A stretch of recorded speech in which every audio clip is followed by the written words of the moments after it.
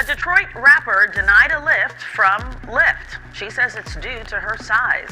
Tonight on The Edge, a Detroit rapper is going viral for something other than her music. After a Lyft driver allegedly denied her a ride because of her size. An American rapper is suing the ride-sharing giant Lyft after one of the company's drivers allegedly told her that she was too large to ride in his car. So are you really telling me I'm too big to get in your car? Chat, imagine this scenario: working for Lyft or working for a transportation company like Bolt, Uber, and all these other apps. Well, you've registered, you're a qualified driver, you've been assigned an area to perform your day-to-day operation, and then you get an order, you confirm the order, pull up, and when you're scanning around, you actually don't miss the target. You find a 300-pound.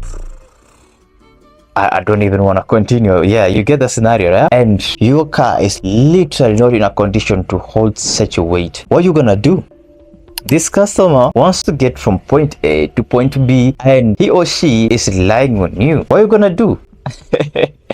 I don't understand. What's the big deal about that? Well. Hey everyone, welcome back to our channel. Today we are diving into a story that made headlines recently and has sparked some important conversations about weight discrimination. We're talking about the case involving Dajwa Blanding, also known as Dank Demons, and our experience with a Lyft driver. So let's explore the broader implications of this discrimination case, how society views weight discrimination, and what companies can do to prevent it. A Detroit rapper denied a lift from Lyft. She says it's due to her size.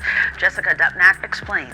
Dajwa Blanding tells us she was just trying to get to a Detroit Lions watch party this month when her Lyft rolled up. As I'm walking, I see him like making faces or whatever. I'm like, oh man. She already knew. So I'm gonna be wise here. We're gonna break down this video into two. So the first part is we're gonna make a ridiculous section about this whole issue, and the next part is we're gonna have an educative segment where we're gonna address the whole issue about weight discrimination. Before we dive into the serious part, I left you imagining about how you've pulled up on a 300-pound, 400-pound customer, and wait, I'm not making a joke about weight. I know some people have health conditions that even though they observe their hygiene, they observe their eating habits, doing exercise, still the body cannot change. I've seen such a case on Instagram, someone having such a health condition. But these are those circumstances that amount to 0.05%. So these others literally don't have excuses. Society has put like a bar to measure like what's the average weight that somebody needs to have to be found like attractive and things like that. Now, of course, this incident has sparked heated conversations about size discrimination and obesity in America. It's so crazy to see first world problems versus third world problems. We have a food crisis in so many parts of Africa and the world at large. And here someone is extremely overweight complaining, and her biggest problem is an Uber or a Lyft wouldn't carry her. This is so interesting. But we're not talking about being attractive. We're talking about being healthy. And there are medical evidences of literally weight ranges that are considered healthy, not only by doctors, but it's just universally known. Beyond this, you're putting yourself at risk of having diseases like diabetes, high blood pressure, I don't know, just being morbidly obese. These are things that everyone needs to know. But I guess we are changing because people are saying that you are beautiful the way you are, which is not wrong, but you need to check on this on a personal level. Like if you're feeling a difficulty in breathing because of your weight, you need to change that. So are you really telling me I'm too big to get in your car? Yeah, you need to order a bigger car. What make you think I can't fit in the car? Yeah, I'm sorry. I haven't really left my house since that. If you're feeling difficulty moving from point A to point B in your house, you need to change that. And for this case, this rapper had she's a rapper. I can do that shit. I don't understand. What's the big deal about that? Pulling up to this guy literally looks at his car, weighs the option, and he feels, now my car cannot support the weight of this person. Like legitimately cannot support. This rapper finds it offensive, resorts to recording the driver and the conversation, of which I don't see no fault in this driver. He puts in an excuse, of course. It's a funny excuse. He says the weight of the customer, his tires would literally burst. Yeah, believe it or not, he's saying that. Now, the 400 189-pound woman alleges that as soon as the Lyft driver rolled up in his Mercedes-Benz sedan, he immediately locked his doors, saying that she wouldn't fit in his car. Clown World says Lyft will probably cave in and settle it for an undisclosed amount. You're probably right. This caused an outrage. Like, it literally triggered Dunk Demos into, a meltdown. 1, cried about discrimination due to her weight. 2, threatened to sue the driver. 3, threatened to sue Lyft as a company. I was too big and his tires, something about his tires. I asked him, what do I have to do with your tires? This happened January 18th.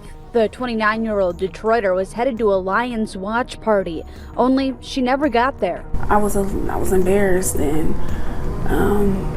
I felt some type of way about it, She's hired a lawyer and is suing Lyft. Instead of Lyft addressing this whole issue or taking time to address this whole issue, literally took to social media, addressed Dunk Demos, literally say they're gonna take measures against the driver and also offering rights to Dunk Demos. Well, in this situation, Dunk Demos would literally have just opted to order a bigger vehicle, of which was still offered under Lyft. And this driver, according to me, is just right. He suggested like she needed to have ordered a bigger vehicle. The Lyft company actually destroyed this whole situation. They ruined it. That's what might have encouraged Dunk Demos to actually file a lawsuit against them. The rapper says she's pretty tough.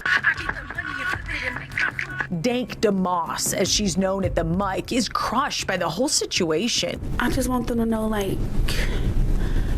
it really hurt my feelings. It looks like Lyft might be hurting pretty soon, too. I knew it was illegal and I knew that it was wrong. Her attorneys, John Marco and Zach Runyon, say weight is a protected characteristic in Michigan by law. It's gonna be an interesting lawsuit. I don't think that she's literally going to win it. Which takes us to the real talk. Dajo's experience highlights a significant issue that many people face on a daily basis: weight discrimination. The incident serves as a reminder that discrimination can literally happen in various forms and affect anyone, regardless of their background or circumstances. Of which I'm not saying this time round Lyft driver was discriminating against Dunk Demos. We're just educating ourselves about weight discrimination, right? When companies fail to address and prevent discrimination, it not only harms the individual involved, but also damages the company's reputation and trust with its customers. This case has put a spotlight on the need for businesses to ensure that all customers are treated with respect and dignity, regardless of their experiences or appearances. Of which, in my case, I'm literally standing on business saying Lyft did not handle this situation well. Many people face negative stereotypes and biases simply because of their weight. This is true, very true, but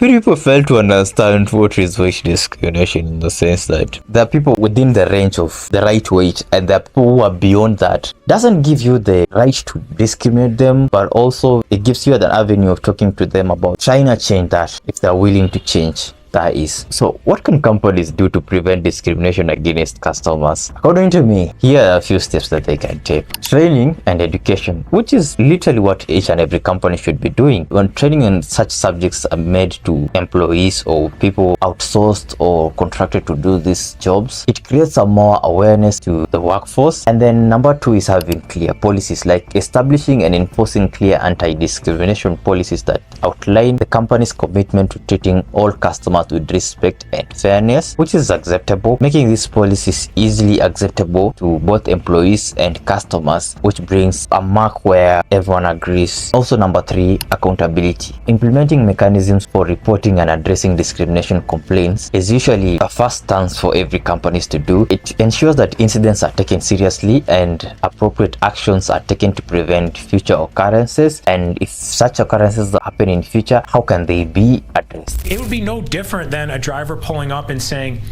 I don't want to have black people in my car, or I don't want to have Christians in my car or Muslims in my car. It's the same. Under the law, it's the same. The lawsuit is filed. Since she posted the encounter on social media, other full-figured folks have reached out saying the same thing happened to them. Well, chat, that's all for today's video. Remember, everyone deserves to be treated with kindness and respect, no matter the appearances. If you find that there is some aspect that didn't address well, or you have some suggestions, let us interact in the comment section down there below. It would really help us all in this conversation. Don't forget to smash a like for this video. Also, consider subscribing to the channel, turn on post notifications so that you may not miss my next upload. Thanks for watching, and let me see you next time. Peace.